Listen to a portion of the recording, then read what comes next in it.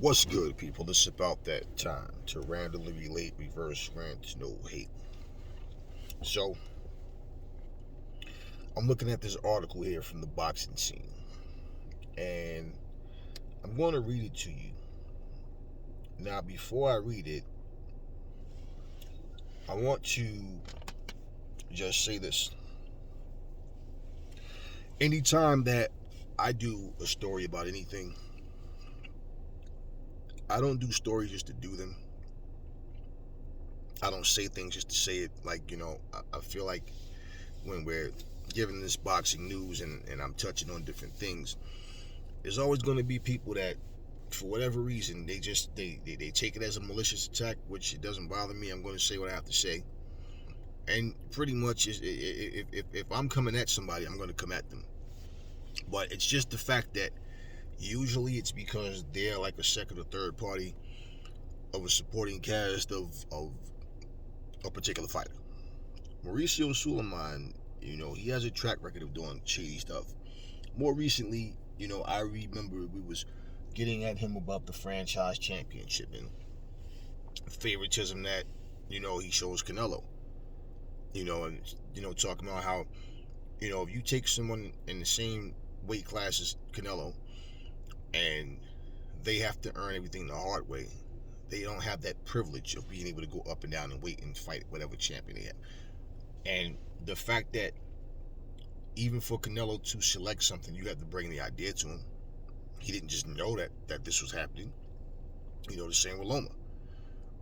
So regardless, people was trying to defend Mauricio Sulaiman and had a whole lot to say on his behalf. Like, Mauricio could do no wrong, and Mauricio pretty much is, he's professional. He's been doing this for a long time, and Mauricio knows what he's doing for boxing. Blah blah blah.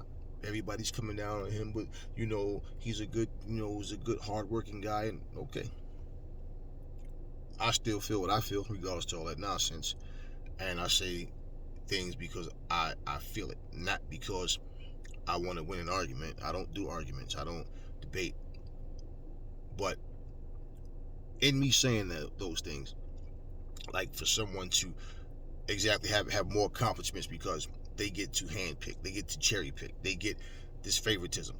It's not fair to somebody else who had to get it the hard way, but the record books will say this person had X amount of championship rings or this person didn't. And these paths never cross. Now, if that happens and these paths cross, and in doing so, that person defeats that guy with the privilege, then I don't really care about all that in detail, all the greatest of all time stuff. But yeah, they'll still try to put that person over them and usually make excuses. Oh, he was too old. He wasn't the same by the time they fought, or whatever it may be. Too small for the division. Okay. Now, I wonder if you're still going to feel the same way or agree with Mauricio this time, because any other time Mauricio can do no wrong. So, like I said, this is from the boxing scene, and this is where I'm going to read this article. WBC president. Okay, Haney Lomachenko was very close. There was no robbery. This is the words of Mauricio Sulaiman. He can do no wrong. He knows what he's talking about, right? That's you guys' words, not mine. World Boxing Council President Mauricio Sulaiman did not see any controversy in last weekend's undisputed title fight between lightweights Devin Haney and Vasily Lomachenko. Haney retained his WBC, IBF, WBO, and WA titles by winning a close 12-round unanimous decision over Lomachenko at the MGM Grand in Las Vegas, Nevada. The scores were 116-112, 115-113, 115-113. In the aftermath, there was a lot of controversy over Judge David Moretti's card of 116-112. Most observers felt the contest could have been a draw or a close points win for Lomachenko. Sulaiman saw no issues. He saw no issues. Okay? With the scoring of Haney Lomachenko, and he had also agreed with the scoring in Chantel Cameron's big decision win over Katie Taylor to retain her undisputed crown at junior welterweight. Both fights were in front of a completely packed arenas, and they resulted in very close fights, razor-thin decisions, but the best possible quality, both technically and emotionally, as well as dramatic. It was up to the judges to determine the winner. Like I've been saying, it's not about me and you and what we feel. We have our opinions, but our opinions don't matter. Okay, it's up to the judges to determine the winner, and as often happens in our beloved sport, whenever there's a close fight, the decision was controversial and opinions were divided amongst fans and the world's media, especially in Haney versus Lomachenko.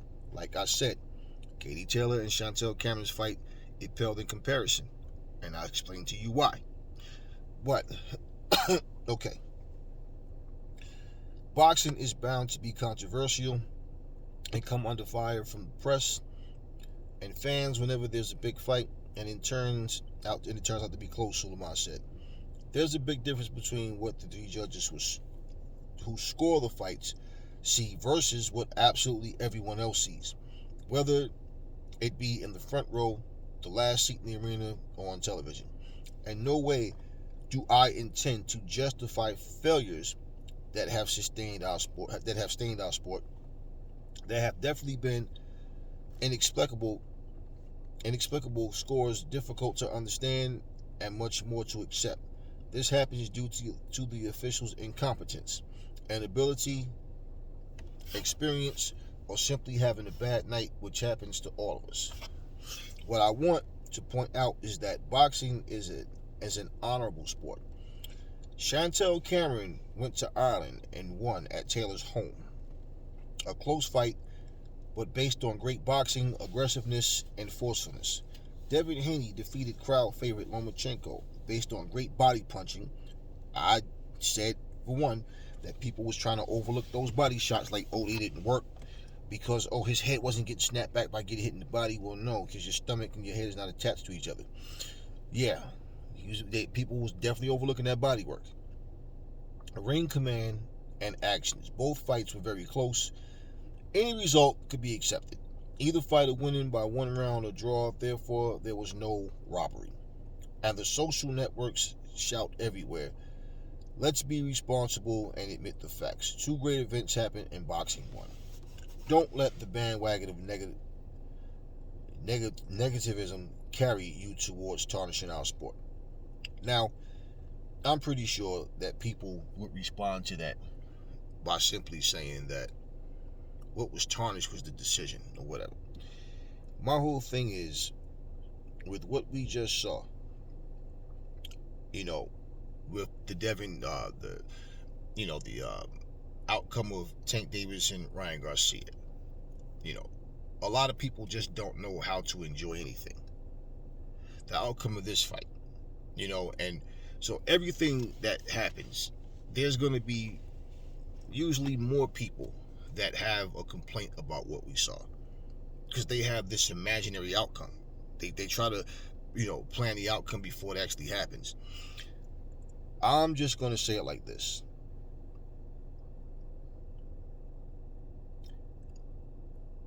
What happened, and there's nothing nobody can do about it, regardless of what you believe. But also, they're not, he's not overturning any decision, which Lomachenko and his team tried to get the decision overturned, and he's not doing it. Okay, says Mauricio Sulaiman. As you can get, there was no robbery. As far as the 400K, I haven't heard anything else about that since yesterday, pretty much. However it goes, I'm just going to say this.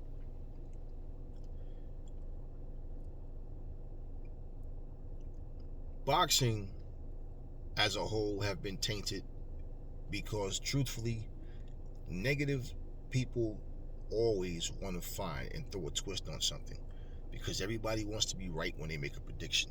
So even when they say something's going to happen and they're aiming at a negative outcome of something, it just becomes a situation where whatever it is you want to happen, if it doesn't, it's just like, nope, everything's screwed up. And, you're not saying boxing is a joke, it's screwed up, when the fighter that you want to see wins. It's basically when the fighter that you want to see win loses. But usually, and like I agree with Mauricio in terms of saying when it's a close fight, it's bound to be called controversial. Now, yeah, there are times when, same way, we've all seen fights. I've seen fights where I feel like, yeah, this scoring is crazy. I mean, Canelo lost to Floyd clearly, but look at how close they scored that fight. That fight was not nearly as close as the scorecard said. But at the same time, just saying, it's always something. So we know that the decision stands. Now, Lomachenko was trying to get a rematch after he and his trainer sat there on, the stage and said that they wasn't giving Haney a rematch. And he was talking about, he was really feeling strong about retiring. I don't understand what it is with fighters. They suffer defeat and they start questioning themselves, or they start talking about retirement. A lot of people are just spoiled brats, man, like really. And they're not realistic, where you don't plan on losing, but you're aware that it can happen. And then, so if it does, the first thing you want to do is start, trying to call it quits. And this is like one of the reasons why even, I have to bring up, like when I say, this man lost a fight, and they literally took the loss away and had to put it back on. They literally tried to remove a loss from this man's record. And when you ask what was the reason for that, nobody can give you an answer. What was the reason for that? So just like, let's just be real, just like him being put in a championship title match on only his second fight after losing his first fight,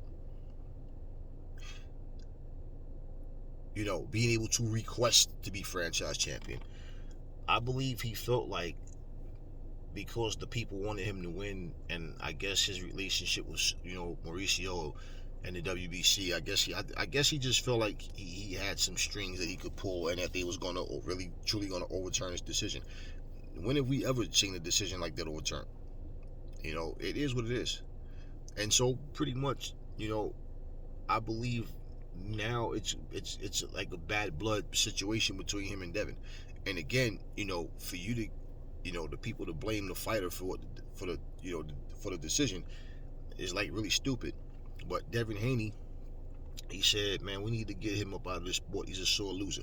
And I'm pretty sure he's been irritated because, again, trying to get 400K from a man from a push, right? Okay.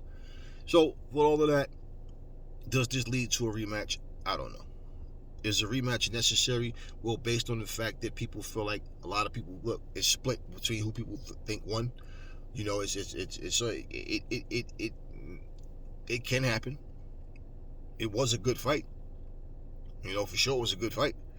And what made that fight unique to me is because they were both so strategic. So usually it's like the best fights is like a boxer versus a brawler. But when you have two strategic guys, like I said, it reminded me, in terms of like how they were approaching the fight, something like Leonard versus Wilfred Benitez, because you had two boxers, but they were playing chess in it, and it was action. So they wasn't laying back and waiting and trying to set traps to the point where it was like less action packed. No, they were going at it. So yeah, it kind of reminded me of that fight in that sense. But it is what it is. So I hope that Mauricio Sulaiman, because he's always right, and y'all agree with everything he says, that you don't become hypocrites and disagree with him finally, because it's always been, nope, Mauricio Sulaiman, he can do no wrong, right? Well, y'all know I gotta be sarcastic with a lot of y'all, because you know how y'all be doing. But yeah, anyway, that's what he said, so that's not being overturned, and it is what it is, man. And I think a lot of people made way more out of this situation than what it really was. And that's just the way things are now. Everybody have attitudes. Everybody, think that when something happened, it's supposed to happen to personally suit their needs. That's just not the way it goes. So if there's a rematch, there's a rematch. If not, it's not. But he did say he wanted to retire, and he and his trainer sat there and said they're not giving him a rematch.